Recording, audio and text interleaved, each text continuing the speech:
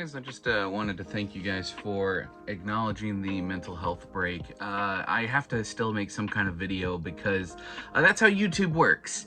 YouTube wants you to maintain your upload schedule, so if I don't upload something, YouTube will kind of punish me in the algorithm, and next time when I upload, the video will probably get seen by nobody. So this video is going to be real quick. Scatter terrain.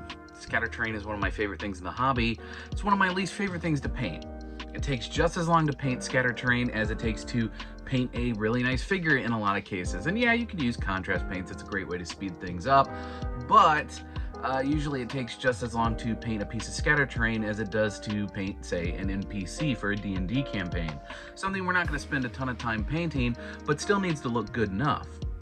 Now, if you play war games, you're probably not super familiar with scatter terrain because it's not a term that I see get thrown around in war games a lot. But scatter terrain is everything from like the little jersey barriers or kind of little pieces of terrain that you use to hide your minis behind to give yourself partial cover, all the way to things like barrels, even just a singular barrel, crates, things like that. When I ran my game store, a lot of people didn't seem to be super familiar with the term scatter terrain, which is partially why I wanted to make this video. Scatter terrain is genuinely one of my favorite things about gaming. There's a lot of really cool stuff, especially these days, that you can 3D print, and it's really great for D&D, but like I said, it's also equally great for wargaming. Take a look around and see what you can find. If you don't have access to a 3D printer, you'd be amazed at what you can find available for sale. This miniature here is made by WizKids, and it's just a simple statue, and it's super easy to paint up. And there's all kinds of fun little things, like you can get these coffins from Reaper Miniatures, and a single coffin's about $1.25. So, you know, you can get some really cool fun stuff out there for pretty cheap if you genuinely go looking around. In fact, I think those coffins are about 75 cents. They're about $1.25 for 2 of them. So it's one of those things that I think is worth the investment, but also know that the more scatter terrain that you decide to put around, the more time you're going to spend setting it up. And a lot of times people like to glue scatter terrain together into clumps, because if you just have like a bunch of these little statues and you're constantly knocking one over and having to set it back up, that can be a bit of a pain. So it's a give and take. I'll show you guys in a second here a piece of scatter terrain that I have set up to do the inside of a tavern, and I think it looks great, but it does take a little while to set up.